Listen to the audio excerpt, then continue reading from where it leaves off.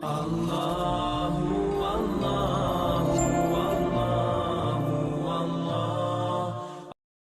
yang ketiga, jalankan tugas dan kewajibanmu. Rumah tangga itu seperti satu perusahaan. Kalau bahasa saya supaya mudah difahami, saya dan istri saya, bapak-bapak di sini sama ibu-ibu istrinya, kita ini seperti seorang pegawai. Saya bahasakan sama istri saya sama kamu pegawai. Masuk di sebuah perusahaan namanya rumah tangga. Pemilik perusahaan ini namanya Allah. Kita masuk ke dalam rumah tangga itu, ikutin peraturan pemilik perusahaan. Disuruh datang jam 7, keluar jam 5 sore, disuruh pakai baju biru hari Senin, pakai baju merah hari Selasa, dan seterusnya. Mana makanan yang boleh disentuh, mana makanan tidak boleh disentuh. Semua itu dijalankan. Kalau kita jalankan, maka pemilik perusahaan akan mempertahankan kita sebagai pegawai. Itu ibarat untuk memahami saja kalau rumah tangga itu seperti itu teman-teman sekalian. Jadi dia seperti perusahaan. Nah sekarang peraturan-peraturannya ada. Laki-laki sebagai pemimpin rumah tangga dinobatkan oleh Sang Pencipta Allah untuk memimpin rumah tangga itu. Dia punya kewajiban sebagaimana dia punya hak. Yang berarti timbal baliknya adalah si istri memiliki hak dari kewajiban suaminya dan kewajiban dia merupakan hak istrinya. Saya akan mulai dari kewajiban suami dulu. Ibu-ibu di belakang sana bisa tuntut dari suaminya ini secara agama. Bapak-bapak harus selalu komitmen menjaga ini. Yang pertama adalah muasyarah bil ma'ruf. Semua bapak-bapak hadir di sini harus bermuamalah dengan lemah lembut dan santun. Allah berfirman dalam Al-Quran, A'udzubillahi minasyaitonirrajim, wa'ashiruhunna bil ma'ruf. Dan gaulilah mereka, para istri, dengan ma'ruf. Kata Abdullah bin Abbas adalah tutur kata yang santun, sayang, manja, cinta, tatapan mata yang syahdu, jaman tangan yang lembut. Itu yang disuruh. Dan kalau ada laki-laki yang suka mukul, itu sudah menjadi peraturan agama kita dan pengadilan agama.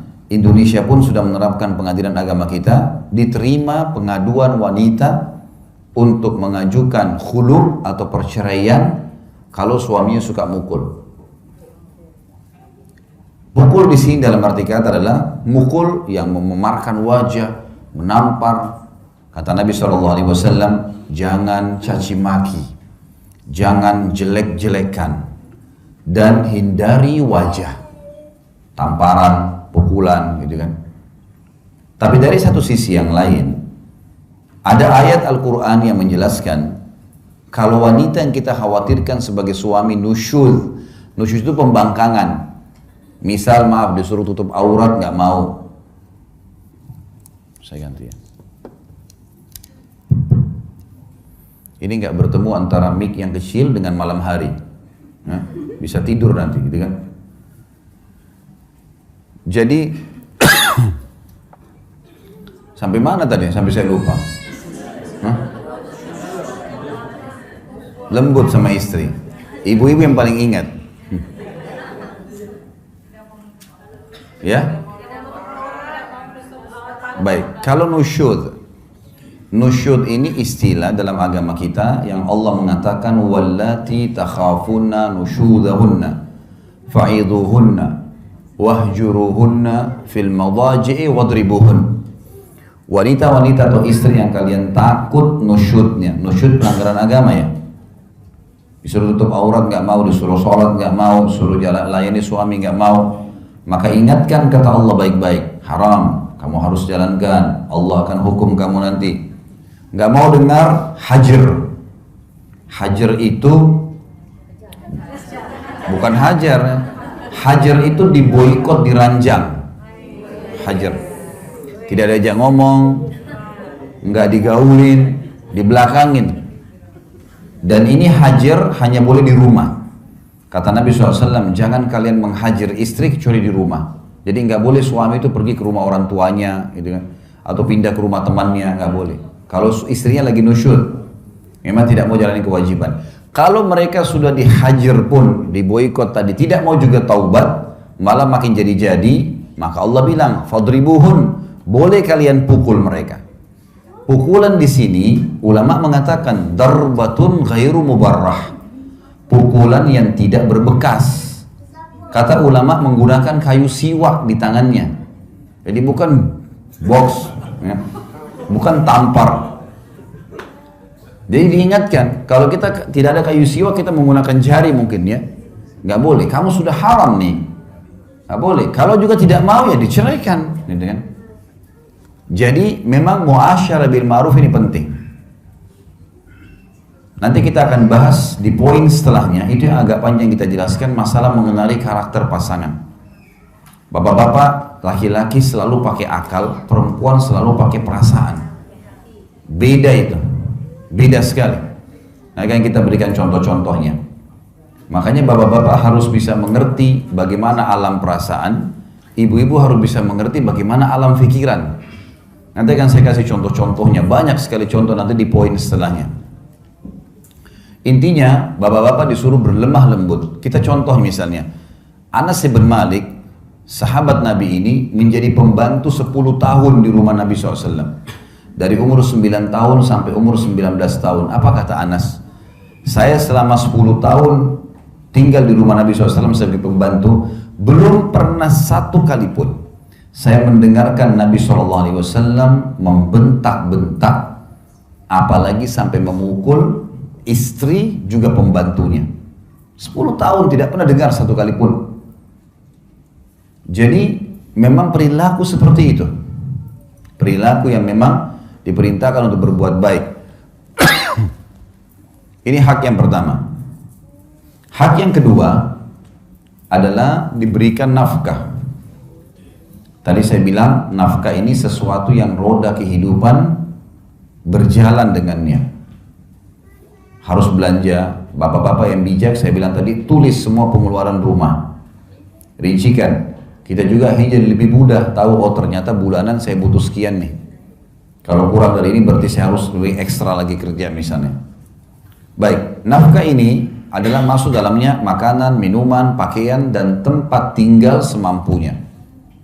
Kalau bisa kontrak dulu, kalau bisa beli alhamdulillah, tapi ini semua masuk dalam masalah nafkah, ya, dalam masalah nafkah semampunya. Allah Subhanahu wa taala menyuruh kita melalui lisan Nabi Muhammad SAW dalam hadis Bukhari, sesungguhnya istri-istri kalian punya hak dari kalian, yaitu kalian belikan makanan, minuman, pakaian, dan tempat tinggal semampu kalian. Memang disuruh kita kasih, dan nafkah ini saya bilang tadi pahalanya sangat besar ya. Karena mengalahkan tadi pahala sedekah di jihad, pembebasan budak, dan juga fakir miskin. Juga masuk dalam poin yang ketiga, kewajiban suami yang merupakan hak istri adalah pendidikan. Pendidikan. Bagaimana kita bisa mendidik istri, terutama pada hal-hal kewajiban-kewajibannya. Karena belum tentu ayahnya mendidik semuanya. Banyak orang tua yang saya di Indonesia ini, mereka pada saat anaknya menikah, mereka memberikan kursus cepat. Setengah jam, 1 jam sebelum akad nikah yang dia mau pakai untuk modal hidupnya 50 tahun, 60 tahun ke depan. Sini nak, ayahnya dudukin, kamu harus begini. Sudah selesai, ayahnya sudah mumet si anak, tegang mau hadapin akad nikah, datang lagi ibunya, kamu harus begini. Iya kalau cara mereka benar. Akhirnya si anak pada saat akad nikah kaku, tidak bisa nyebutin kalimat akad nikah. Karena bertumpuk semua hal yang 50 tahun ke depan. Ini keliru ini. Mestinya harus diperbaikin. Tidak boleh begitu. Maka harus ada proses ya, pendidikan.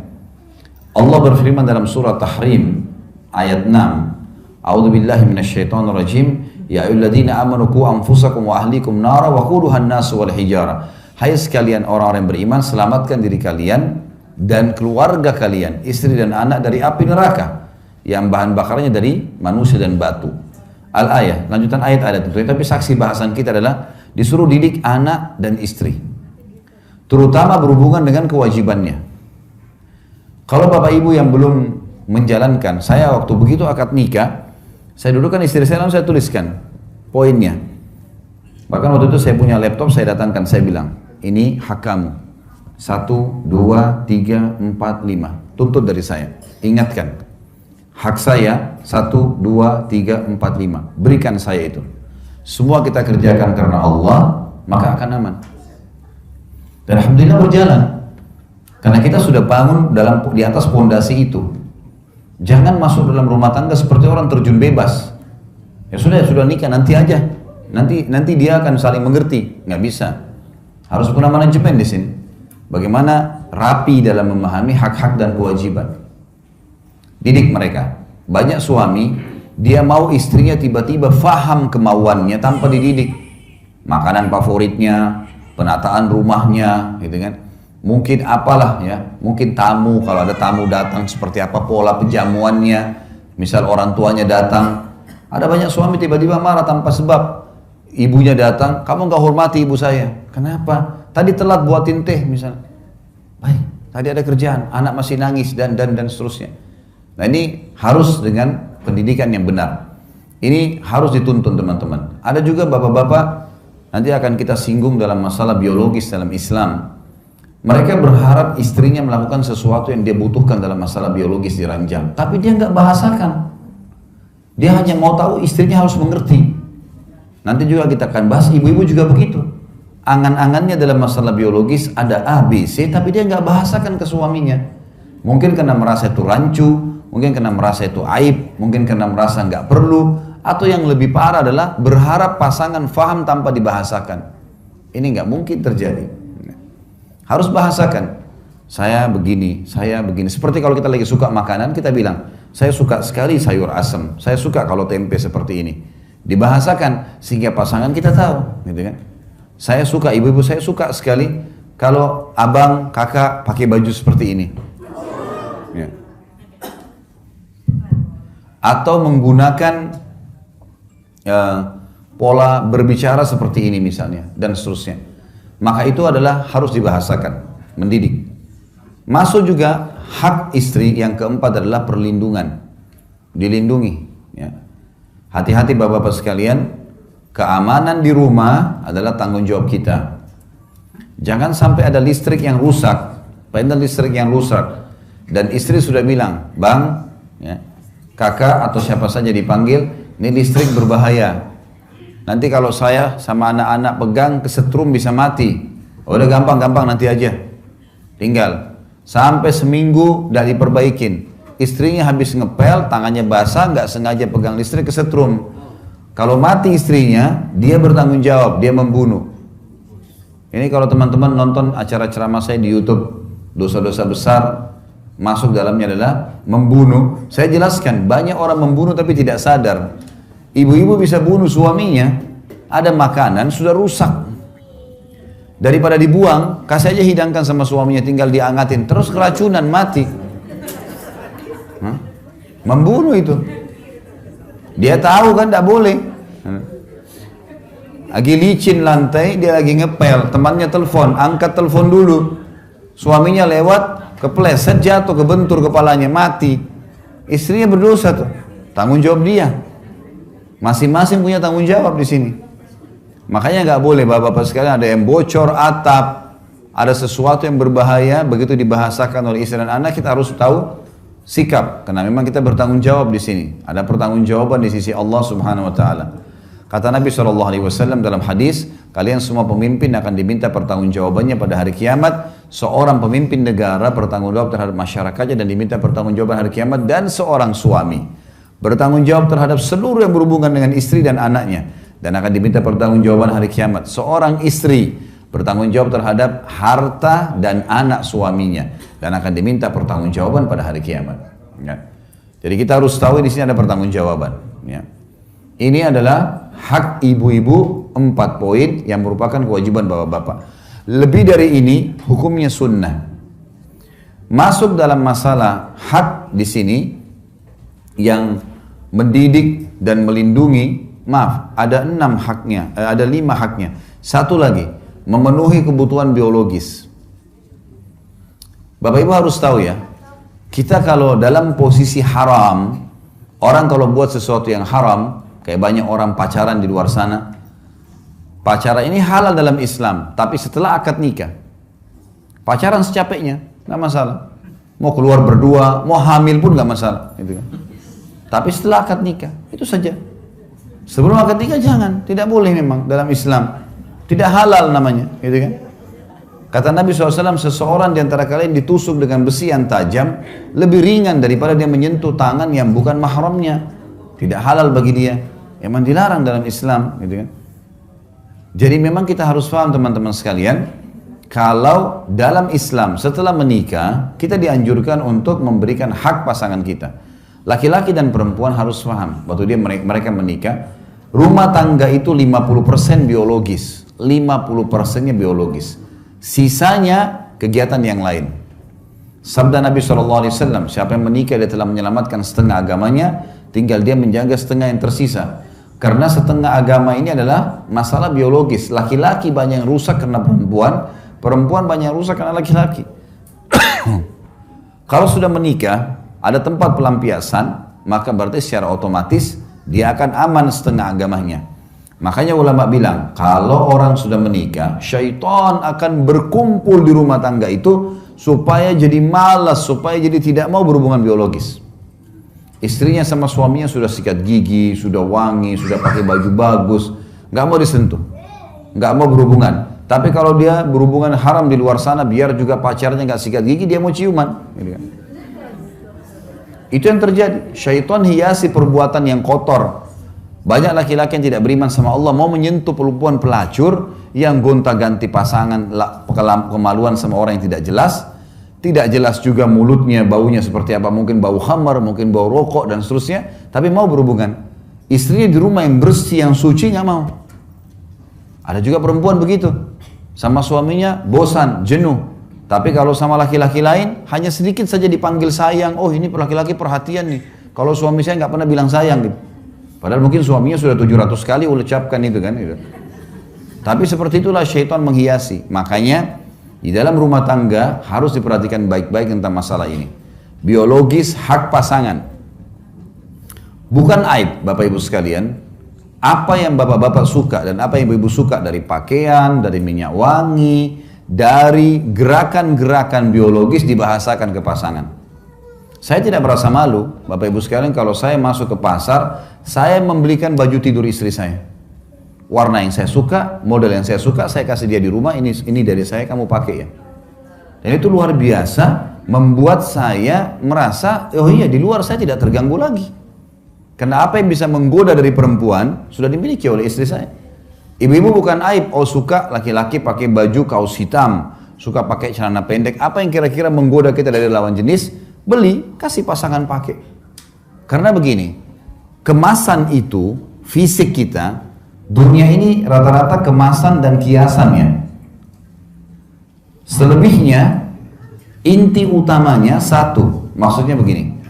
Misal Bapak Ibu, saya mau tanya, apa bedanya makan di daun pisang sama makan di piring emas? Hah? Kemasannya, iya kan? Tapi tujuannya makan. Apa bedanya orang yang tidur di emperan jalan dengan orang tidur di atas ranjang pakai AC mewah? Kemasannya, tujuannya tidur. Kan gitu. Sama semua itu. Jadi jangan terpengaruh dengan kemasan. Makanan yang kita incipi, manis, ini asam, ini pedas, ini gurih, itu hanya di ujung lidah. Kalau lewat di tenggorokan kita ukuran sepertiga jari saja, kita sudah nggak bisa bedain lagi. Sekarang ini makanan, kita ambil secuil ayam, sedikit sambal, sedikit apalah lauk-lauk, diramas mungkin, diramas disatuin, kita masih bisa lihat, oh ini bedain, ini nasi, ini sambal, oh ini ayam, oh ini sedikit potongan rendang dan seterusnya. Baik, kita pegang. Sekarang Bapak Ibu sekalian, kalau kita masukin di mulut mungkin juga kita masih bisa bedain. Tapi kalau lewat di tenggorokan kita seukuran sepertiga jari, masih bisa kita bedain mana nasi, mana rendang, mana ayam, mana sambal tadi. Udah nggak bisa kan? Berarti kemasannya saja yang berbeda ini, casingnya saja. Sama dengan masalah biologis. Apa kata Nabi SAW? Kalau seseorang di antara kalian melihat yang menggoda dia dari lawan jenisnya di luar rumahnya, maka kembalilah segera ke pasangannya karena dia memiliki apa yang dimiliki oleh orang itu. Maksudnya kemaluannya sama saja.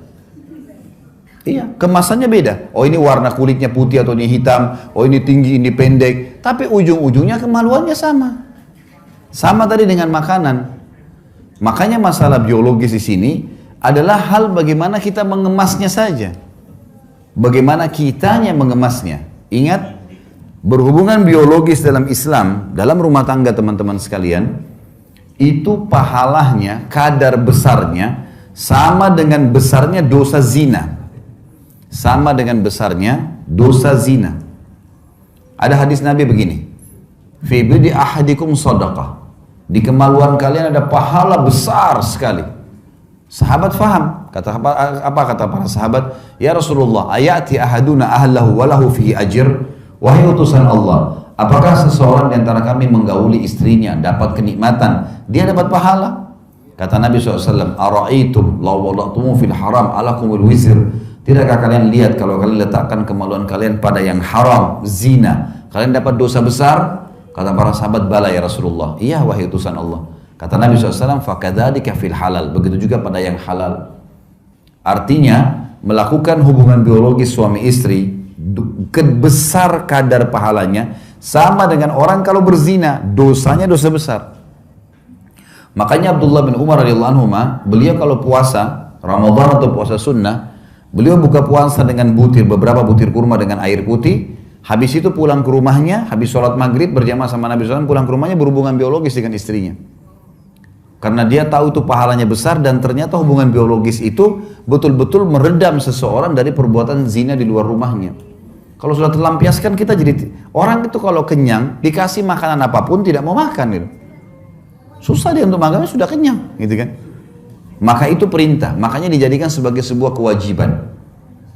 Bapak-bapak harus hati-hati karena ibu-ibu ini suka dengan kejutan. Jadi kalau misalnya ibu-ibu ini sukanya kalau sudah dandan pakai baju bersih, dia mau suaminya tiba-tiba mengerti keadaan dia, suka mau didatangin langsung. Jadi jangan pulang kerja, tiba-tiba taruh tas, mana makanan? Saya capek, saya ngantuk, tidur. Istrinya sudah dandan tuh. Itu sudah cukup perang, gitu kan. Oh ini istri suami saya nggak perhatian, orangnya nggak romantis, orangnya nggak ini. Padahal karena tidak mengerti saja. Kalau pulang ke rumah, sudah ada lipstik di bibir, sudah minyak wangi, sudah pakai baju, letakin tas, layani dulu. Karena itu tujuannya. Dia mungkin tidak mau ucapkan. Jadi harus pengertian. Dan itu hak istri. Melayani biologis. Masuk dalam masalah ini adalah berhias. Tapi dengan cara laki-laki. Abdullah bin Umar mengatakan radhiyallahu anhuma, Abdullah bin Abbas, beliau mengatakan, aku suka berhias untuk istriku, sebagaimana aku suka dia berhias untukku. Karena Allah berfirman, walahunna mithlu ladzi alaihinna bil ma'ruf, dan para istri memiliki hak yang seimbang dengan kewajibannya. Maka Abdullah bin Abbas memberikan pelajaran kepada kita, dia akan pakai minyak wangi yang istrinya suka. Dia akan menjaga bau badannya. Banyak suami kadang-kadang egois. Dia mau istrinya selalu wangi, tapi dia sendiri apeknya luar biasa. Gitu kan? Ini nggak boleh. Mesti dia tahu. Ada sunnah-sunnah Nabi SAW, disuruh potong kuku, disuruh potong kumis, disuruh cukur bulu ketiak, disuruh cukur bulu kemaluan. Nabi SAW selalu meletakkan wangi-wangian dari leher beliau sampai ke kaki. Maaf, dari kepala beliau sampai ke kaki. Di kepala seringkali beliau menggunakan cairan air yang wangi. Sampai kadang-kadang netes dari rambut Nabi SAW itu baunya wangi. Dan beliau meletakkan serbuk wangi dari leher sampai kaki. Yang beliau suruh istrinya meletakkan dari negeri Syam. Ya. Itu suruh letakkan, kecuali kemaluan boleh letakkan sendiri. Nabi SAW gemar selalu bersiwak selain pakai minyak wangi. Sampai beliau mengatakan, dicintakan dunia kepadaku karena adanya kaum wanita, adanya ibu yang dibakti, adanya istri yang dijadikan sebagai sahabat, adanya anak yang dibidik sehingga bisa masuk surga, anak perempuan, adanya saudari juga yang dilindungi. Saya dicintakan dunia, kata Nabi, karena ada wanita-wanita ini. Ada ibu yang saya bakti, ada istri yang saya jadikan sahabat, ada anak yang saya akan didik sampai menikah, dan ada saudari yang saya lindungin. Gitu kan. Dan juga minyak wangi. Nabi SAW gemar dengan minyak wangi. Maka bapak-bapak juga harus begitu. Apa kata Nabi SAW? Sebaik-baik minyak wangi bagi laki-laki yang keras baunya, tapi buram warnanya. Dan sebaik-baik minyak wangi bagi perempuan yang terang warnanya dan lembut baunya. Gitu kan. Laki-laki disuruh selalu. Maka kita wangi, bersih, memang itu perintah.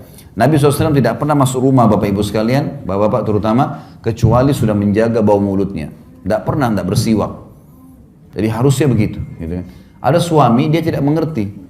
Bau, pulang kerja, kemudian tiba-tiba dilihat istrinya sudah cantik, langsung saja mau main gauli. Padahal dia baunya luar biasa gitu. Istrinya nolak, neraka. Kan bahaya ini. Loh iya, daya ini suami neraka loh. Jadi istrinya kesian sambil lain sambil tutup hidung tuh. Ini nggak boleh ini. Harus ngerti. Makanya dalam Islam boleh berbohong dalam memuji pasangan. Misal, ibu-ibu mau suaminya mandi, begitu masuk kerja sudah tahu dia akan mendekat, bilang, Masya Allah, belum mandi ada sudah ganteng. Apalagi kalau sudah mandi. Jangan bilang, aduh bau, sana-sana mandi dulu. Nah, tersinggung dia, nggak bisa. Nanti kita bahas di karakter. Laki-laki itu punya sifat kepemimpinan. Maaf, walaupun orangnya pendek, kecil, tetap saja punya sifat kepemimpinan. Nggak bisa. Gini caranya. Kalau ibu-ibu bapak sekalian punya anak laki-laki sama anak perempuan, bedain begini caranya. Coba praktekin ya. Kasih makanan anak laki-laki kita dengan anak perempuan, tapi caranya ambil nasi itu sedikit lempar di hadapannya. Ini nak, makan. Kalau anak laki-laki, karena dia punya sifat kepemimpinan, dia tidak akan makan tuh. Diambil sendok, dibuang-buang nasinya. Dia rasa tercoreng kepemimpinannya. Dari kecil sudah begitu tuh. Anak perempuan kita kasih makan, nak, dimakan sama dia biasa. Gak ada masalah buat dia. Jadi hati-hati dalam menghadapi pasangan, karena ada hal-hal yang seperti nanti kita lebih jelas masalah di karakter ya. Tapi ini contoh. Sama juga suami begitu, dia pulang rumah, istrinya lagi cuci baju, keringatan, gitu kan. Sama dia bisa bahasakan, Masya Allah, belum mandi sudah cantiknya begini. Apalagi kalau sudah mandi, nanti lari ambil handuk tuh. Kan? Dia mandi sendiri nanti. Kalau pasangan bilang, sebentar, jangan dulu, saya mandi dulu ya. Kasih waktu mandi. Jangan bilang, sudah saya nggak sabar. Nggak boleh. Karena sensitif dalam masalah biologis, jangan pernah biarkan ada celah. Saya bilang sama istri saya, jangan biarkan ada celah di mana nanti saya tidak suka sesuatu atau kau tidak suka sesuatu. Mungkin bau mulut, mungkin bau badan, mungkin bau baju. Jangan nih. Sensitif sekali. Orang kalau dalam masalah biologis ini sensitif segala-galanya. Gitu kan? Makanya harus hati-hati. Nabi SAW setiap masuk rumah pasti sikat gigi. Pasti pakai siwak maksud saya. Sampai beliau mau meninggal selalu pakai siwak. Selalu pakai serbuk-serbuk yang wangi. Beliau selalu menjaga. Sampai para sahabat mengatakan kami kalau salaman dengan Nabi SAW, bau wanginya tercium sampai 3 hari. Jadi saking wanginya Nabi SAW, saking gemarnya. Jadi memang harus begitu memang. Royal dengan masalah hal-hal seperti ini. Jadi pasangan nyaman. Ya. Juga banyak hadis Nabi SAW yang berbunyi, hati-hati dalam masalah adab-adab jima ini. Nanti akan kita bahas di, kalau tidak salah, di poin ke-18. Atau nanti ada sebentar, ada kiat ke-18. Masalah nikmatilah pasanganmu, diantaranya adalah dalam masalah biologis. Nanti kita akan bahas masalah itu insya Allah. Baik, ini hak istri. Jadi ada 5 ya. Muasyarah bil ma'ruf, ya, perilaku yang baik, nafkah, masuk dalamnya makan, minum dan rumah, serta pakaian semampu suami. Kemudian yang ketiga adalah pendidikan, bagaimana mendidik dia dari hal-hal yang berhubungan dengan kewajiban dalam agama. Yang keempat, melindunginya ya, dari rumah yang bocor, dari bahaya-bahaya yang akan datang dan seterusnya. Bahkan kalau ada laki-laki yang membela istri dan anaknya kemudian dibunuh, mati syahid, membela kehormatan keluarganya. Yang terakhir, memenuhi kebutuhan biologisnya. Ya. Dalam masalah biologis nanti juga akan kita beratkan Bapak Ibu sekalian. Nabi SAW ingatkan baik-baik. Bukan dari golonganku orang yang tidak mulai dengan cumbuan. Jadi memang harus dengan sentuhan, dengan bahasa, dengan ciuman. Tidak boleh orang buru-buru dalam masalah biologis. Bahkan Nabi SAW mengatakan bukan dari golonganku. Baik, selanjutnya, sekarang hak suami yang merupakan kewajiban istri. Bapak-bapak boleh nuntut dari istrinya. Yang pertama adalah kepatuhan dalam hal yang ma'ruf. Kepatuhan ini ma'ruf artinya bukan pelanggaran agama. Saya mau kau temanin saya duduk ngobrol sebentar. Duduk. Bukan karena dia tapi karena Allah. Allah yang suruh kita tunduk dan patuh di sini. Baik. Selama bukan pelanggaran agama lakukan. Sampai kata Nabi SAW, wanita manapun yang patuh sama suaminya, seluruh malaikat di langit, semua bintang-bintang yang ada di langit termasuk bulan dan matahari, bahkan hewan-hewan yang ada di lautan beristighfar untuknya. Ini hadis yang mulia. Ibu-ibu garis bawah itu. Semua istri yang taat sama suaminya bilang A ya A, B ya B, semua diikutin sama dia. Karena Allah, semua malaikat di langit, semua bintang-bintang termasuk bulan dan matahari, semua hewan-hewan termasuk ikan-ikan yang ada di lautan beristighfar untuknya. Dan wanita manapun yang keluar rumah tanpa izin suaminya, maka malaikat akan melaknatnya sampai dia kembali. Laknat ini diangkat berkah hidupnya, gitu kan. Siapapun wanita yang memalihkan wajah dari suaminya karena kesombongan, maka juga akan membuat Allah yang di langit murka padanya sampai dia buat suaminya ridho. Dalam hadis yang lain dikatakan, wanita manapun yang meninggal dunia, suaminya ridho. Tahu ridho ya? Ridho itu merasa kehilangan sekali.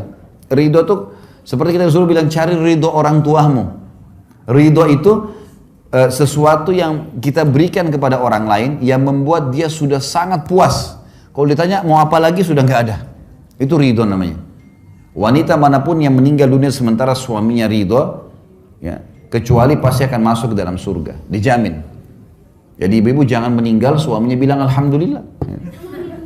Harus meninggal suaminya merasa kehilangan, karena selama hidup khidmah luar biasa gitu. Dan ingat kata kunci pertama tadi saya sebutkan di awal pertemuan ya, semua karena Allah. Ini ibadah. Layani pasangan, penuhi kebutuhannya, bukan karena dianya. Ini boneka-boneka yang Allah titip. Orang tua kita bakti, bukan karena orang tua kita, karena Allah. Anak-anak kita didik, kasih makanan segala, bukan karena mereka, tapi karena Allah semuanya. Karena Allah yang suruh, jadi kita lakukan. Kenapa kita sujud menghadap Ka'bah? Ka'bah rumah, karena ada perintah Allah, gitu kan? Kenapa kita sholat 5 waktu? Kenapa harus kita wudhu? Kenapa nggak gitu aja semau kita? Nggak bisa, karena Allah semuanya. Jadi begini kita lakukan. Siapa yang mengerjakan ibadah selain daripada untuk Allah, maka riya namanya, nggak boleh. Allah nggak terima. Jadi harus kita fahamin masalah ini. Semua karena Allah. Taat adalah kewajiban pertama. Sampai ulama mengatakan kalimat akad nikah. Pada saat si ayah wanita mengatakan, saya nikahkan kamu sama anak perempuan saya, Fulana binti Fulana, dengan mas kawin ini, sama dengan bahasanya dia bilang gini, saya sekarang sudah lepas tanggung jawab ya, ini anak saya yang selama ini Allah titipin, saya serahkan ke kamu, terima, terima, baik. Sekarang berarti sudah pindah ke suaminya tuh, ya. Kenapa warisannya ibu-ibu dalam Islam satu? Kenapa bapak-bapak dapat 2? Karena ibu-ibu dalam semua keadaan aman. Selama seorang wanita dalam Islam belum menikah, maka kewajiban ayahnya menafkahinya. Sudah menikah, kewajiban suaminya menafkahinya. Aman semuanya. Artinya ayah harus siapin makan, minum, pakaian, tempat tinggal. Sudah menikah suaminya harus begitu. Kalau laki-laki enggak. Anak laki-laki itu wajib kita nafkahi sebagai orang tua hanya sampai balik. Setelah balik sunnah. Jadi teman-teman di sini nggak boleh sudah menikah tuntut ayahnya, ayah kasih saya kan anak, nggak bisa. Anak laki-laki cuma sampai balik. Setelah balik itu sudah sunnah. Jadi salah tuh kalau anak laki-laki nuntut ayahnya beliin mobil, beliin motor sementara kuliah, nggak ada urusannya itu, nggak ada kewajiban ayah lagi. Sudah sunnah bagi dia. Tapi anak perempuan nggak. Sampai dia menikah. Kalau dia gadis tua pun tetap wajib ayahnya biayai. Nggak bisa nggak. Setelah menikah suaminya, makanya warisannya satu, karena gak ada tanggung jawabnya. Tapi laki-laki setelah menikah pun harus tetap bakti sama ibunya, bakti sama ayahnya. Nomor 1 tetap orang tuanya. Perempuan juga bakti sama orang tuanya, tapi setelah menikah ayahnya, suaminya. Apapun suaminya katakan maka dia lakukan. Sampai tidak boleh seorang wanita dalam Islam puasa sunnah kecuali dengan izin suaminya. Suami lagi cuti hari Senin, dia biasa puasa Senin Kamis. Pamit dulu, saya mau puasa Senin, bisa nggak? Jangan, saya butuh ditemenin. Ya sudah, gak usah puasa, lebih didahulukan. Karena kalau ketemu antara hak wajibnya Allah dengan hak wajibnya makhluk, maka didahulukan hak wajibnya Allah. Misal, Bapak Ibu lagi sholat wajib, Allahu Akbar lagi sholat duhur. Ibu kita manggil. Jawab panggilan ibu kan wajib. Tapi kita sedang kerjain wajibnya Allah. Maka nggak boleh dipatuhi makhluk. Tapi kalau bertemu antara hak sunnahnya Allah dengan hak wajibnya makhluk, kita lagi sholat sunnah, dia duhur, Allahu Akbar, ibu kita panggil, nak, berhenti sholatnya. Nggak boleh karena jawab panggilan ibu wajib. Ini sekarang sunnah, walaupun haknya Allah. Kalau ketemu hak wajib Allah dengan hak wajib Allah, haknya Allah dahulukan. Tapi kalau sunnah hak Allah dengan wajib Allah, hak wajibnya makhluk yang didahulukan. Kita harus paham masalah ini. Ya, gitu. Jadi taat pada suami adalah hal yang sangat mendasar. Kecuali kalau disuruh maksiat, suruh buka aurat, dilarang sholat, disuruh minum khamr misalnya, atau disuruh duduk temanin teman-temannya dia laki-laki segala macam, ini nggak boleh taati. Ini yang pertama. Yang kedua, sama tadi dengan laki-laki, memenuhi biologis. Ibu-ibu jangan samakan antara kebutuhan ibu biologis dengan bapak-bapak. Lain sekali. Ibu-ibu kalau tidak dirangsang, tidak ada masalah. Bapak-bapak tidak dirangsang pun bermasalah. Ya. Terbalik ya. Ibu-ibu tuh kalau tidak dirangsang, nggak ada masalah buat dia. Ibu-ibu kalau tidak ada, suami tidak datang, tidak godain, tidak ada syahwat, biasa saja. Bapak-bapak enggak, tidak ada masalah, tidak ada godaan pun bermasalah. Karena, ya ini secara medis ya, sperma itu komposisinya, kalau dilihat, kalau saya bedah sebuah buku, kalau Bapak Ibu ikutin di YouTube itu ada mahkota pengantin. Sperma itu komposisinya termasuk ada api, ya, panas tuh. Jadi kalau dia tidak tumpah, tidak ditumpahkan, larinya ke emosi. Jadi kalau ibu banyak suaminya suka marah, masalah di biologis tuh. Puasin di biologis, marahnya hilang. Kantongnya jadi terbuka. Senyum bibirnya, pasti. Coba bapak-bapak di sini ditanya deh. Kalau sudah terpenuhi biologisnya, sudah puas, mau beli ini? Ya, silakan. Mau ini? Ya. Coba tapi kalau ibu-ibu mau didekatin, tidak mau, malas ini, udah kiamat tuh. Mau beli ini nggak bisa, mahal tuh, nggak usah. Ini mau ke rumah orang tua nggak usah. Untuk apa ke sana buang-buang waktu segala? Dimarahin terus. Masalahnya kena biologis, betul ini. Ini masalah luar biasa. Karena bapak-bapak tahu atau tidak tahu, memang itu secara kejiwaan. Makanya biologis itu bagi laki-laki tidak bisa ditunda, bagi perempuan bisa. Pernah ada seorang wanita di zaman Umar bin Khattab radhiyallahu anhu. Perempuan ini kebetulan suaminya pergi jihad. Terus perempuan ini rupanya sudah 4 bulan suaminya nggak pulang. Ini perempuan lantunkan syair, dia bilang, kalau bukan karena kehormatan hubunganku sama Tuhanku Allah dan kehormatan suamiku serta keimananku, gitu kan, kehormatan diriku, maka aku akan membuat ranjang ini bergoyang. Maksudnya dia akan berzina. Umar lewat depan rumahnya. Umar bilang, hai hamba Allah, apa yang kau ucapin? Perempuan itu ketakutan. Tidak wahai perempuan, tidak, tadi kau ucapin. Apa kau niat mau berzina? Dia bilang, ya Amir Mu'minin, suami saya 4 bulan belum pulang dari medan jihad. Apa yang terjadi? Umar diam, Umar pergi ke Hafsah, anaknya, istri Nabi SAW. Nabi sudah meninggal di zaman khilafahnya Umar ya. Lalu Umar bilang, hai Hafsah, berapa lama wanita bisa tahan tidak biologis? Kata Hafsah, 4 bulan. Perempuan bisa 4 bulan tidak biologis. Laki-laki 4 bulan keriting semua kepalanya. Nggak bisa. Banyak ibu-ibu begitu. Ustadz, bagaimana saya lain suami saya ini setiap hari minta digauli, ya, bergaul. Memang begitu laki-laki. Wajar itu, gitu kan? Itu normal. Memang seperti itu kejiwaannya. Makanya Nabi SAW menggantungkan kepatuhan di sini. Sampai kata Nabi, kalau wanita sedang dicorong asap rumahnya, dipanggil sama suaminya untuk berhubungan biologis, datang. Disuruh datang. Temanin dia, layani dia. Karena kalau tidak, kacau semua ini. Terbawa emosi di rumah, terbawa emosi di kerjaan, nanti berantem di luar sana, nanti masalah, usahanya tidak jalan. Tapi coba kalau biologisnya sudah puas, aman semua tuh. Jalan semua pekerjaan, jalan mudah semuanya.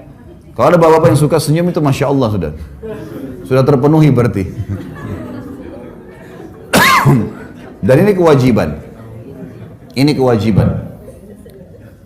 Makanya Aisyah radhiyallahu anha berkata, kami kalau ingin digauli oleh Rasulullah SAW sementara kami sedang haid,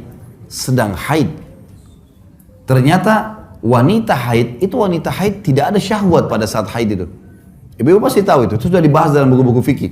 Wanita kalau sedang haid, sedang nifas, ini lebih jauh lagi dari syahwat. Udah memang nggak terfikir ke situ gitu kan. Ini darah ini membuat orang jadi tidak berpikir untuk itu. Tapi laki-laki nggak bisa. Kata Aisyah, kami kalau sedang haid dan Rasulullah SAW ingin menggauli kami, ada syahwat laki-laki. Maka beliau menyuruh kami mengikat kencang tempat keluarnya darah di kemaluan, lalu beliau menggauli kami. Nabi SAW tetap dipuaskan. Onani haram dalam Islam kalau laki-laki kerjaan sendiri. Tapi kalau istrinya yang buat tidak haram. Ya. Bentar. Sama halnya dengan apa saja yang tidak dilarang dalam Islam boleh dilakukan. Yang haram dalam Islam adalah meletakkan kemaluan suami laki-laki di dubur istrinya. Dubur nggak boleh, haram. Karena dubur itu tempat kotoran, keluarnya gas, angin, kentut, dan juga keluarnya tinja. Ini bakteri yang kalau tidak dikeluarkan bisa mematikan manusia. Jadi bukan tempat kemaluan di situ. Dan tempat kemaluan di tempat yang diletakkan adalah kemaluan. Makanya Allah bilang tentang haid kan. Ditanyakan kepada Muhammad tentang haid, katakanlah dia penyakit. Dan kalau mereka sudah suci, arti ayatnya, maka gaulilah mereka di tempat yang telah Allah perintahkan kalian, di kemaluannya. Oral seks termasuk dibolehkan. Apa saja selain daripada meletakkan kemaluan di dubur atau meletakkan kemaluan di kemaluan lagi haid dan nifas boleh dilakukan. Saya kasih contoh misal. Teman-teman kita muhajirin, sahabat-sahabat Nabi dari Mekah, waktu hijrah ke Madinah teman-teman, rupanya tradisi orang berhubungan biologis di Mekah waktu itu, mereka menunggingkan istrinya dan mereka menggauli dari belakang, di kemaluan. Tradisi biologis orang Madinah adalah istrinya di bawah, suaminya di atas. Mereka nggak kenal gaya lain. Yang terjadi, waktu sahabat-sahabat muhajirin ini hijrah ke Madinah, banyak yang tidak bawa istrinya, akhirnya nikah sama wanita Ansar di Madinah. Waktu nikah sama orang Ansar, rupanya si suami mau gauli dengan cara Mekah, si istri Madinah nolak. Ini terjadi di zaman Nabi. Terdengar oleh Nabi SAW. Ini kasusnya, si istri nggak mau digaulin. Padahal kalau istri nggak mau digaulin berdosa nih. Gimana caranya? Turun firman Allah. A'udzubillahi minasyaitonirrajim. Nisa'ukum harthun lakum. Fatu harthakum anna syi'tum. Wa qaddimu li anfusikum. Istri kalian adalah ladang buat kalian. Datangi ladang kalian semau kalian dan dahulukan diri kalian. Artinya boleh digaulin dengan cara apapun selama bukan letakkan kemaluan di dubur. Yang dilarang itu saja. Karena Nabi SAW melarang. Allah melaknat laki-laki yang meletakkan kemaluan di dubur. Satu hal juga penting di sini Bapak Ibu sekalian. Jangan pernah belajar biologis dari film porno. Ini penting sekali. Karena ulama bilang, rasionalnya ya, sebagaimana manusia itu secara alami tahu makan masuk ke mulutnya, hidungnya dipakai bernafas, kupingnya dipakai mendengar, kemaluannya juga tahu di mana diletakkan.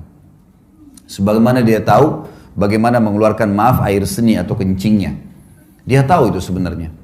Masalahnya kalau orang nonton film-film porno seperti ini, pertama mendukung perzinahan. Orang lagi zina. Melihat auratnya orang lain. Ya. Dan pola yang dipakai adalah pola non-muslim. Menggauli di dubur, jorok, kotor, dan segala macam hal. Ini dilakukan. Dalam Islam semua bertolak belakang nih, nggak boleh. Kata Nabi SAW, dengarkan hadisnya. Manusia yang paling buruk kedudukannya di sisi Allah hari kiamat adalah suami atau istri. Yang sudah saling terbuka, saling merangsang satu sama yang lain, sudah hubungan biologis, lalu keduanya atau salah satunya menceritakan ke teman-temannya. Jadi nggak boleh bapak-bapak misalnya istrinya Masya Allah puasin dia luar biasa, lalu besok ketemu teman-teman, oh istri saya itu begini, begitu, diceritain. Atau ibu-ibu, suaminya Masya Allah puasin, nggak perlu diceritain ke teman-temannya, suami saya itu begini, begitu, begini. Kenapa? Karena efek sosial dan kejiwaannya berbahaya. Kalau kita lagi cerita sama teman-teman kita ternyata pasangan mereka tidak begitu, yang terjadi dia akan ganggu pasangan kita. Makanya banyak rumah tangga rusak, yang ganggu temannya suaminya, yang ganggu temannya istrinya, karena dia yang cerita. Pasangan mereka tidak seperti itu. Malah kita lihat dalam Islam disuruh tutupin. Kalau film ini malah ditontonkan. Ada sampai satu ibu ngeluh sama saya di Jakarta, dia bilang, Ustadz, sampai pada tingkat penyakit ini, nonton film porno ini sama suami saya, dari awal saya nikah sampai sekarang, kalau dia mau gauli saya, dia harus datangkan laptopnya di ranjang, nonton. Baru syahwatnya bangkit. Kalau enggak, dia bilang dia enggak ada syahwat lagi sama istrinya. Ini kan penyakit kejiwaan. Bagaimana bapak ibu tidak cemburu lihat pasangannya di sebelah, yang suaminya lihat perempuan lain, telanjang, yang si istri juga lihat laki-laki lain. Dan pasti di film lebih hebat daripada kita. Loh iya, didatangkan orang-orang yang luar biasa kan. Tidak mungkin orang-orang jelek. Dicari orang yang bisa laku karena mereka mau jual duit. Dalam medis, dalam ilmu medis, tidak sehat biologis kalau bayangkan orang lain. Ya. Pasangan setengah mati rangsang kita, kemudian kita bayangin orang lain, ini rusak semuanya. Tapi kalau kita tidak pernah tonton itu Bapak Ibu sekalian, kalau pernah dilakukan istighfar kepada Allah, ada di rumah rusakin semua. Mulai sekarang bangun biologis yang sehat. Pada saat biologis, buka mata, lihat pasangan, nikmatin pasangan itu, kemudian insya Allah sampai kita kelima. Mungkin butuh proses beberapa waktu, setelah nanti semua kenangan film-film itu hilang, dalam waktu yang berjalan, nanti kita akan rasakan luar biasa kenikmatan karena kita menikmati pasangan kita. Ini yang real di sini, itu bahaya, itu cuma hayalan. Ini realnya yang harus. Tidak akan enak orang makan nasi sama tempe kalau yang dibayangin ayam. Mana itu? Loh benar. Kalau yang ada nasi sama tempe lah yang dimakan. Jangan hayalin yang lain. Itu hayalan. Mengganggu ini. Padahal ini sebenarnya di depan mata kita. Ini poin. Baik. Penuhi kebutuhan biologis ini penting. Ibu-ibu harus garis bawahi. Suami memang kebutuhannya mendesak. Sering minta itu pun adalah hal yang wajar. Hak dia. Ibu tinggal layanin dan menikmatin. Itu saja. Ini pahala dan ibadah. Gitu kan? Ini dua hal yang kalau kita simpulkan sebenarnya adalah hal yang sangat mendasar haknya suami. Kalau poin pertama tadi taat, masuk dalamnya tentu tidak boleh juga keluar rumah tanpa izin, ya. Sampai kata Nabi SAW, wanita ahli surga adalah wanita yang kalau kau lihat ke arahnya, dia selalu menyenangkanmu dengan dandanannya, dengan pakaiannya, dengan godaannya, semua, gitu kan. Dan kalau kau perintahkan, dia selalu patuh menjalankan. Ini kunci. Kemudian kata Nabi SAW juga, wanita di surga adalah wanita yang kalau dia berbuat salah atau suaminya berbuat salah, dia datang kepada suaminya memegang tangannya di malam hari, dia mengatakan, saya tidak bisa tidur kecuali kau sudah ridho dengan saya. Mungkin ibu-ibu bilang, kok kalau saya yang salah wajar, kalau dia salah bagaimana caranya? Ibu harus tahu ya, laki-laki itu karakternya, gengsinya tinggi. Jadi ternyata syariat Allah yang Allah turunkan lebih tahu siapa laki-laki, lebih tahu siapa perempuan.